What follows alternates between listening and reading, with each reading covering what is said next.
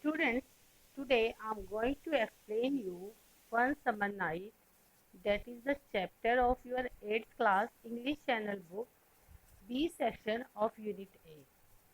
Beta, I am going to explain it in Hindi. Okay? The students who are not able to understand in English, they can understand in Hindi. Here in the box, something is asked the writer. Writer ने कुछ पूछा है. देखो, do you like to read stories? क्या तुम story पढ़ना पसंद करते हो? What is your favorite kind? और तुम्हारी फेवरेट काइंड की स्टोरी क्या है? डिटेक्टिव है, there are so many kinds of story. बहुत तरह की स्टोरीज होती हैं, जैसे detective stories, humorous stories, suspense stories, romance stories और हॉरर स्टोरीज. डिटेक्टिव मीन्स जिसमें जासूसी करते हैं, ह्यूमरस मीन्स मजाकिया, सस्पेंस मीन्स जिसमें सस्पेंस बना रहता है. You are not able to clearly understand कि what is going to go, कि क्या होने वाला है. रोमांस, हॉरर मीन्स डर वाली स्टोरी.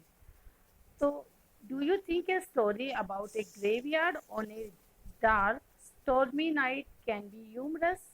तो आप क्या समझते हो कि जो स्टोरी है, जो ग्रेवयार्ड की डार्क और स्टॉर्मी नाइट में, क्या वो ह्यूमरस हो सकती है, मतलब मजाकिया हो सकती है? देखो, आप सोचोगे it will be a horror story, है ना, लेकिन this is a humorous story. we will read on to find out it. First of all, I would like to give you the character sketch.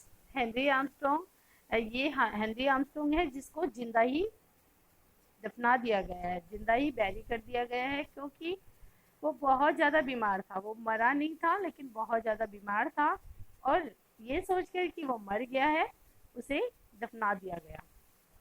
यहाँ पे 2 medical students हैं. 2 medical students, आप उन्हें अपने experiment के लिए या अपने प्रैक्टिस के लिए उन्हें एक डेड बॉडी चाहिए थी, तो वो ग्रेवयार्ड में जाते हैं जो रिसेंटली बरीड थी. जैसे Henry Armstrong was recently buried, जो अभी अभी बैरी किए गए थे, अभी अभी दफनाए गए थे, तो उसको निकालने के लिए, और उनकी हेल्प कौन करता है इसमें? जेस. जेस कौन है? जेस is the care taker of the symmetry. Symmetry means graveyard, means मुर्दा घर, शमशान घाट का वो एक केयर टेकर है, ध्यान रखने वाला. सारे काम करता है वो, डेड बॉडीज को दफनाता है, ये सब. ठीक है, तो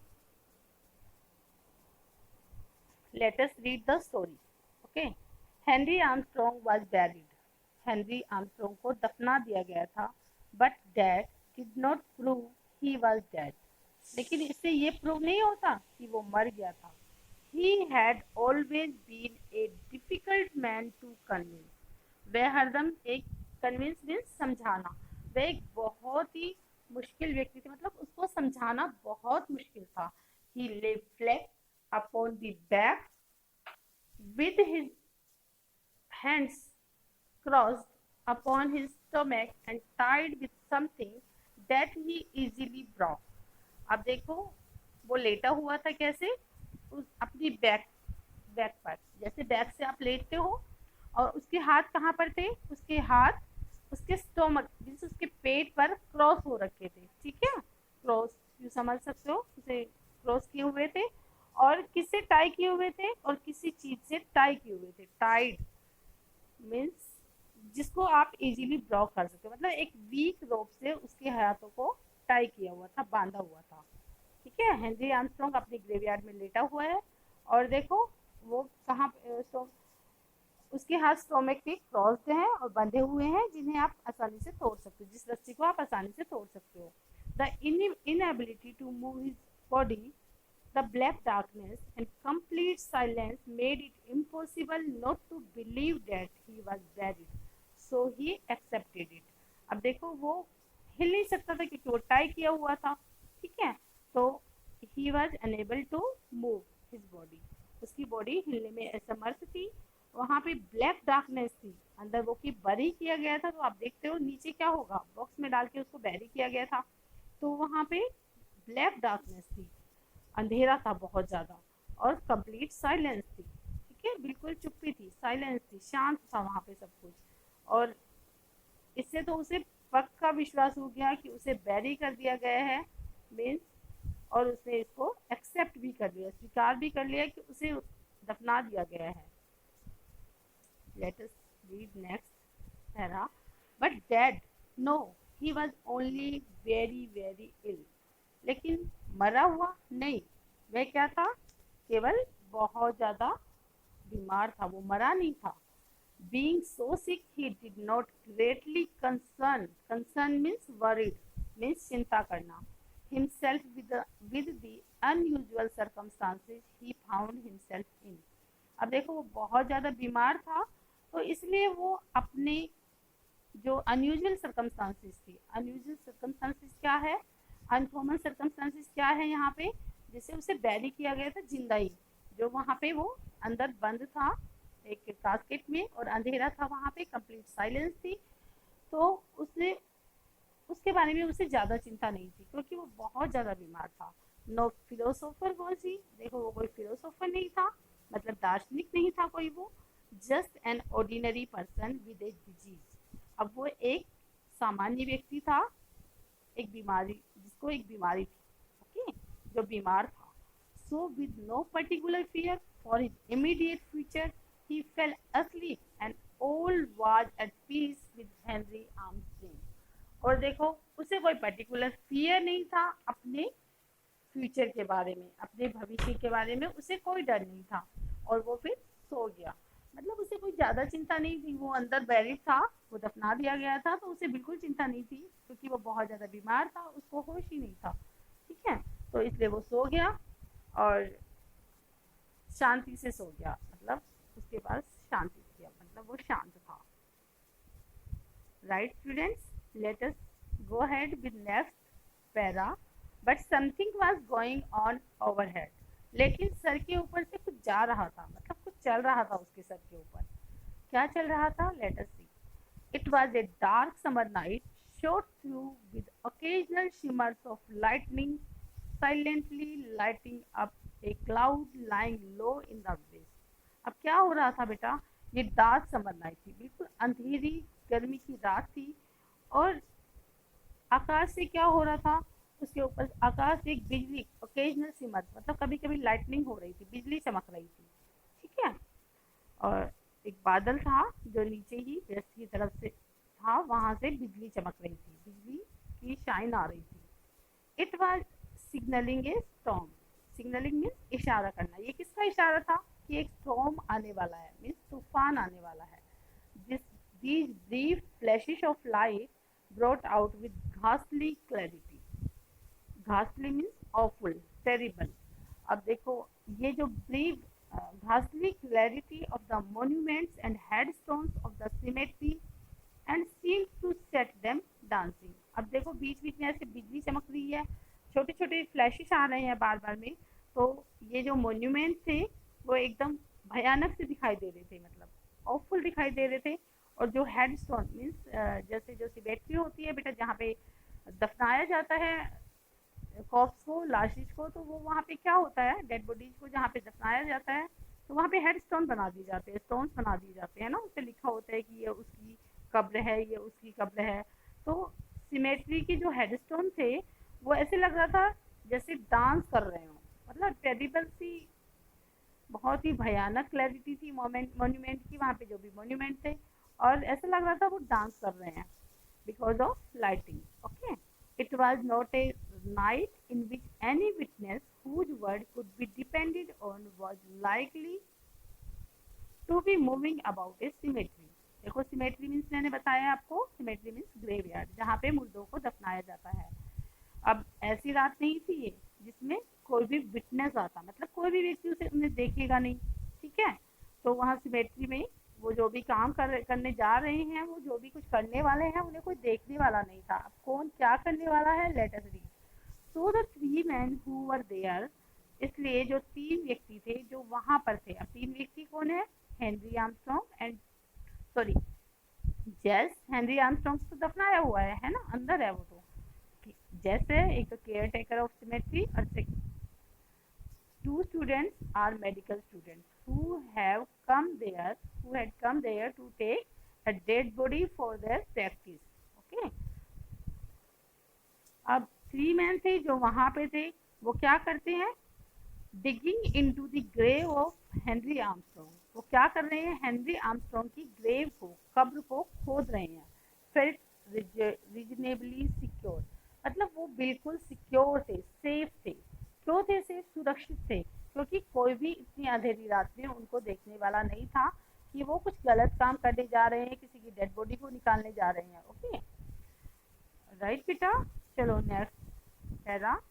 Two of them were young students from a medical college a few miles away. अब ये टू कौन थे, ये मेडिकल स्टूडेंट्स थे, जो कि कॉलेज था जो थोड़े ही मील दूर था, क्या पास ही था, कुछ मील की दूरी पर था। The third was a gigantic man known as Jess. Gigantic means बहुत बड़ा, ह्यूज, इनॉर्मस। अब ये तीसरा थर्ड व्यक्ति कौन था, ये जेस था, बहुत विशाल व्यक्ति। For many years, Jess had been employed at the cemetery as a man of all work, and it was his favorite pleasantry that he knew every soul in the place. अब देखो, जेस था, उसको क्या किया गया था, वहाँ पे एम्प्लॉय किया गया था, मतलब काम पे रखा गया था सिमेट्री में। क्या काम करने के लिए, सारे काम करने के लिए, जैसे मुर्दों के लिए लाश खोदना, उनको दबाना, ठीक है, इस तरह से सारे काम करने के लिए। और ये ना जेस का फेवरेट वर्क था, प्लीजेंटरी में उसे पसंद था, this was his favourite work. और वो जो भी सोल मीन्स जो भी आत्माएं हैं, जो भी डेड बॉडीज वहां पे दफनाई गई थी, उन सबको जानता था, क्योंकि उसने अपने हाथों से उन्हें दफनाया था। Outside the wall, farthest from the public road, farthest means दूर, was a horse and a light wagon waiting. और वॉल के बाहर पब्लिक रोड से दूर क्या खड़ा था, एक horse and wagon. Horse means घोड़ा, घोड़ा गाड़ी means you can say, okay, घोड़ा गाड़ी वेट कर रही थी। अब क्यों वेट कर रही थी ये, let us see, read this in this para. The work of excavation was not difficult. जो वर्क था खुदाई का, एक्सकवेशन मीन्स खुदाई का जो काम था, दैट वाज नॉट डिफिकल्ट, जो मुश्किल नहीं था। The earth with which the grave had been loosely filled a few hours before offered the resistance and was soon thrown out. अब जो धरती थी जिसमें कि जो ग्रेव थी उसमें जो मिट्टी थी वो क्या करी गई थी, लूजली फिल्ड थी, मतलब जैसे अभी अभी दफनाया था तो उसे ऐसे ही दबा दिया गया था, ठीक है, ढीली ढीली भरी हुई थी। और इसमें बिल्कुल भी प्रॉब्लम नहीं हुई उन्हें निकालने में, मतलब लिटिल रेजिस्टेंस मीन्स बिल्कुल भी कठिनाई नहीं हुई निकालने में, और उसे जल्दी से निकाल दिया गया। Removal of the casket from its grave was less easy. और जो कास्केट का को निकालना था, कास्केट मीन्स एक बॉक्स होता है जिसमें डेड बॉडी को डाल के उसमें दफनाया जाता है, तो जो कास्केट को बाहर निकालना था वो थोड़ा मुश्किल था, वो मतलब कास्केट को बाहर निकालने में उन्हें थोड़ी मुश्किल हुई। लेस इजी मीन्स थोड़ा डिफिकल्ट वर्क था, but it was taken out, लेकिन इसे निकाल दिया गया। For it was a perquisite of जेस, क्योंकि ये तो जेस का बाएं हाथ का काम था, आसान काम था, जल्दी से कर लिया उसने। ही केयरफुली अनस्क्रूड द कवर, उसने केयरफुली कवर को अनस्क्रू किया, मतलब खोला, एंड लेड इट असाइड, और एक साइड में रख दिया, exposing the body in black trousers and white shirt. अब बॉडी दिख रही थी उसमें, तो बॉडी ने क्या पहना हुआ था, ब्लैक कलर का ट्राउजर और व्हाइट कलर की shirt. At that instant a cracking shock of thunder shook the stunned world, और उसी क्षण, इंस्टेंट मीन्स उसी क्षण, एक क्रैकिंग शॉक मतलब बहुत जोर की थंडर की आवाज आई, मतलब गड़गड़ाहट की आवाज आई बादलों से, और उससे वर्ल्ड को स्टन्ड कर दिया, मतलब आश्चर्यचकित कर दिया, मतलब बहुत तेज आवाज आती, जैसे आती है गड़गड़ाहट की आवाज बहुत तेज बारिश के टाइम में, आंधी के टाइम में। And Henry Armstrong tranquilly sat up, tranquilly means शांति से, और हेनरी आर्मस्ट्रॉन्ग शांति से बैठ गया, with inarticulate cries. Inarticulate means जिसे आप सुन नहीं सकते हो, अब वो कैसे धीरे धीरे करा रहा था दर्द से, ठीक है। The two students fled in terror, अब जैसे ही हेनरी आर्मस्ट्रॉन्ग बैठा, जो दो स्टूडेंट्स थे, बच्चे थे, वो डर के मारे भाग गए। Fled is the second form of flee, ठीक है, डर के मारे वो भाग गए, टेरर मीन्स डर। Nothing on earth could have persuaded the two to return. अब कोई भी उन्हें समझा नहीं सकता था. Persuade means समझाना, वापस लौटने के लिए. मतलब उन्हें वापस लौटने के लिए कोई नहीं समझा सकता था. बहुत ज्यादा डर गए थे वो. बट जेस वाज ऑफ अनदर ब्रीड. लेकिन जेस तो दूसरी किस्म का ही बना था. ठीक है, वो बहुत हार्ड था, वो डरने वालों में से नहीं था. In the grey of morning, the two students, pallid and haggard from anxiety and with the terror of their adventure still beating tumultuously in their blood, met at the medical college. अब देखो, in the grey of the morning means थोड़ा थोड़ा grey colour का morning था, अभी बिल्कुल morning नहीं हुई थी.